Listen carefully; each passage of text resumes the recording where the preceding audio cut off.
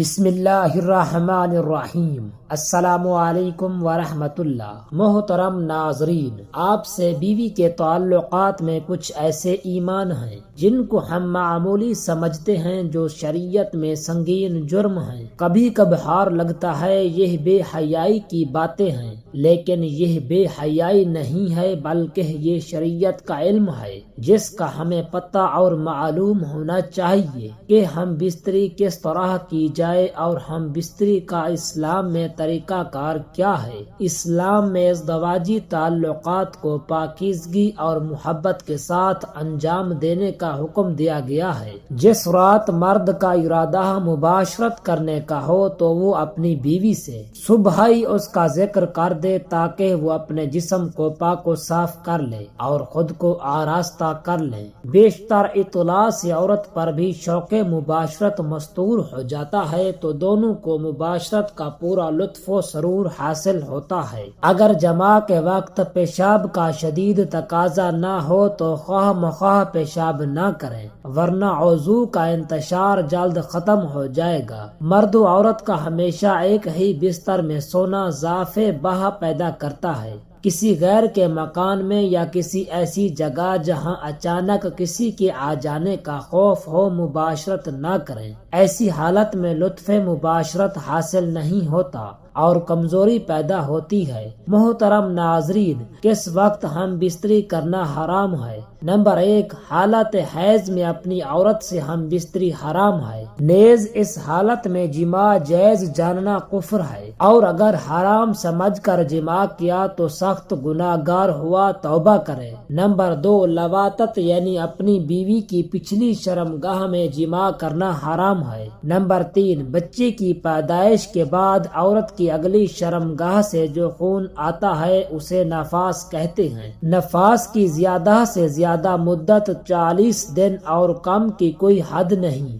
نفاس کے بھی وہی احکام ہے جو حیض میں بیان ہوئے، یعنی حالت نفاس میں بھی عورت سے ہم بستری کرنا حرام ہے۔ اسلام میں ازدواجی تعلقات کو پاکیزگی اور محبت کے ساتھ انجام دینے کا حکم دیا گیا ہے۔ شوہر اور بیوی کے درمیان ہم بستری کے دوران کچھ اعمال حرام قرار دیے گئے ہیں تاکہ تعلقات حدود شرع کے مطابق رہیں۔ شادی مرد و عورت کے لیے قلبی اور روحانی سکون کا باعث ہے، اور اس سے بہم دو افراد یا دو خاندان کے درمیان پیار و محبت پیدا ہوتی ہے۔ اسی طرح اولاد کا پیدا ہونا اور نسل انسانی کے سلسلہ کو جاری رکھنا شادی کی سب سے بڑی غرض ہے، اور شادی دوسرے کئی دنیاوی معاملات اور غرض و مقاصد میں اہم کردار ادا کرتی ہے۔ شادی انسان کو گناہوں سے محفوظ کرنے، زنا حرام کاری سے بچنے اور پرہیزگاری اختیار کرنے اور حضور صلی اللہ علیہ وسلم کی امت میں اضافے کی نیت سے کرنی چاہیے۔ انشاءاللہ ثواب بھی حاصل ہوگا، اور اگر فقط جنسی خواہشات کو پورا کرنے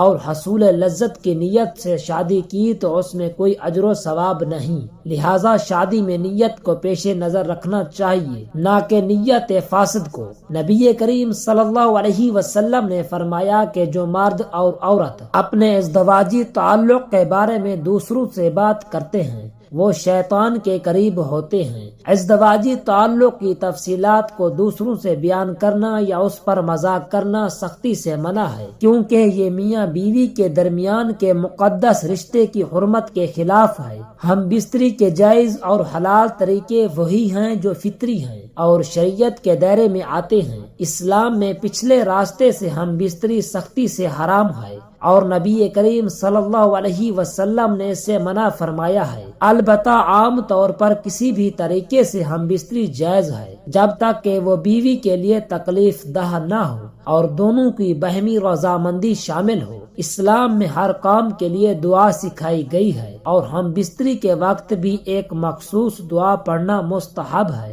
ترجمہ: اللہ کے نام سے، اے اللہ ہمیں شیطان سے محفوظ رکھ، اور جو اولاد تو ہمیں عطا کرے اسے بھی شیطان سے محفوظ رکھ۔ یہ دعا نہ صرف ازدواجی تعلق کو پاکیزہ بناتی ہے بلکہ اللہ تعالیٰ کی برکت بھی شامل ہو جاتی ہے۔ اسی طرح ہم بستری کے بعد اللہ تعالیٰ کا شکر ادا کرنا، ایک دوسرے کے لیے دعا کرنا اور نرمی سے پیش آنا مستحب ہے۔ تاکہ یہ تعلق صرف جسمانی خواہش کی تکمیل نہ رہے بلکہ اللہ تعالیٰ کی رضا اور محبت کا بھی ذریعہ بنے۔ ازدواجی تعلق میں حسن سلوک اور جذباتی قربت بہت ضروری ہے۔ نبی کریم صلی اللہ علیہ وسلم نے ازدواجی زندگی میں محبت، نرمی اور بیوی کے جذبات کا خیال رکھنے پر زور دیا ہے۔ اچھی اخلاق اور نرمی سے پیش آنا، بیوی کے جذبات کو سمجھنا اور ازدواجی تعلق کو صرف جسمانی عمل نہ بنانا بلکہ اس میں محبت اور روحانی تعلق کو شامل کرنا ازدواجی زندگی کو کامیاب بناتا ہے۔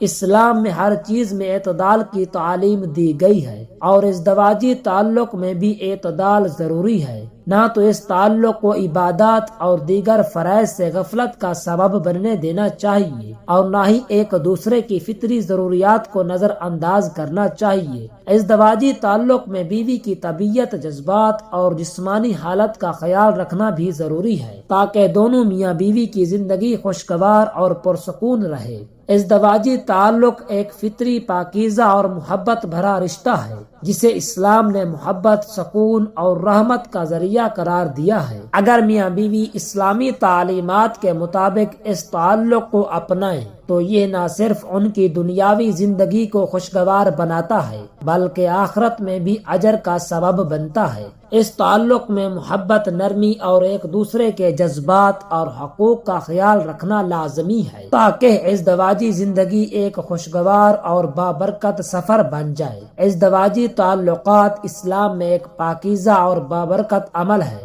جو میاں بیوی کے درمیان محبت، سکون اور قربت کا ذریعہ بنتا ہے، لیکن اس تعلق میں کچھ حدود و قیود ہیں جن کا خیال رکھنا ضروری ہے تاکہ یہ عمل برکت اور رحمت کا سبب بنے۔ ہم بستری کا مقصد صرف جسمانی لذت نہ ہو بلکہ اللہ تعالیٰ کی رضا، ازدواجی محبت کو مضبوط کرنا اور حلال طریقے سے اولاد پیدا کرنا ہو۔ اس عمل سے پہلے اور بعد میں جسمانی صفائی کا خیال رکھیں کیونکہ یہ سنت نبوی صلی اللہ علیہ وسلم ہے اور صحت کے لیے بھی ضروری ہے۔ میاں بیوی دونوں کو اس عمل پر راضی ہونا چاہیے۔ زبردستی یا جبر کا رویہ گناہ اور ازدواجی زندگی کے لیے نقصان دہ ہے۔ بیوی کے جذبات اور جسمانی حالت کا خیال رکھنا شوہر کی ذمہ داری ہے۔ اس عمل کو زبردستی یا محض اپنی خواہش پوری کرنے کا ذریعہ نہ بنائیں۔ ہم بستری کا عمل مکمل رازداری اور پردے میں ہونا چاہیے کیونکہ یہ ازدواجی تعلق کی پاکیزگی کا حصہ ہے۔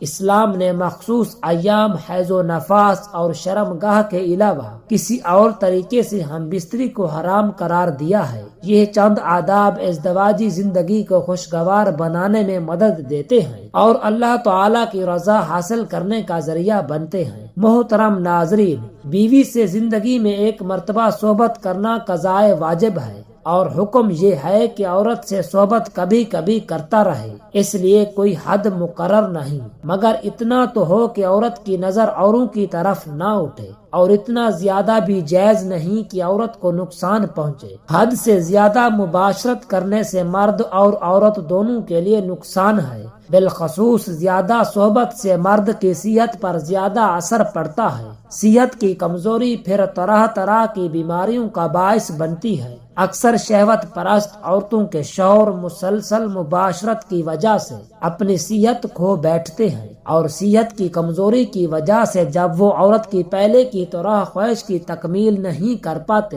اور عورت کو جب عادت کے مطابق تسلی نہیں ہو پاتی ہے تو وہ پھر پڑوس اور باہر وہ چیز تلاش کرنے کی کوشش کرتی ہے اور پھر ایک نئی برائی کا جنم ہوتا ہے۔ اس لیے ضروری ہے کہ قدرت کی اس انمول چیز یعنی صحت عقویت کا استعمال بے دردی سے نہ کیا جائے۔ تو ناظرین، یہ تھی آج کی ہماری ویڈیو جس میں بتایا گیا ہے کہ ہم بستری کس طرح کی جائے اور ہم بستری کا طریقہ کار کیا ہے۔ اگر ویڈیو پسند آئی ہو تو ویڈیو کو لائک اور چینل کو ضرور سبسکرائب کر لیجئے گا۔ شکریہ۔